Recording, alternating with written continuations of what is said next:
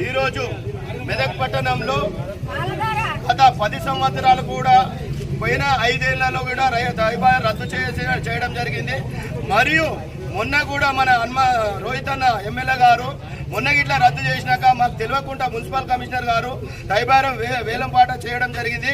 ఆయనను నిన్న మందలించి తైబార్ ఎందుకు పెట్టినామని చెప్పి అడిగి తెలుసుకొని రైతులకు ఇబ్బంది అవుతున్నందున మీరు తైబార్ వెంటనే రద్దు చేయాలని చెప్పి నిన్న కలెక్టర్ సమావేశంలో రివ్యూ మీటింగ్లో పెట్టి ఆయన తైబార్ ఎంబటన మెదక్ పట్టణంతో సహా రామంపేట పట్టణం కూడా తైబార్ రద్దు చేయడం జరిగింది. కావున మన రైతులు బాగుండాలని ఆయన కోరిక ఒకటే. మొన్న ధూప్ సింగ్ తాండలో కూడా మొత్తం నిత్యావసర సరుకులు, కూరగాయలు, పండ్లు అన్ని కూడా ఇవ్వడం జరిగింది.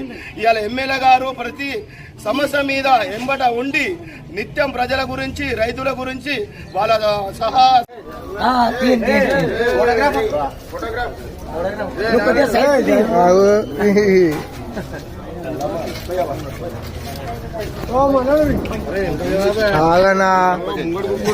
అది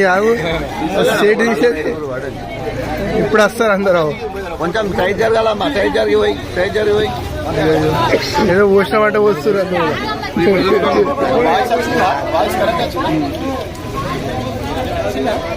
నువ్వు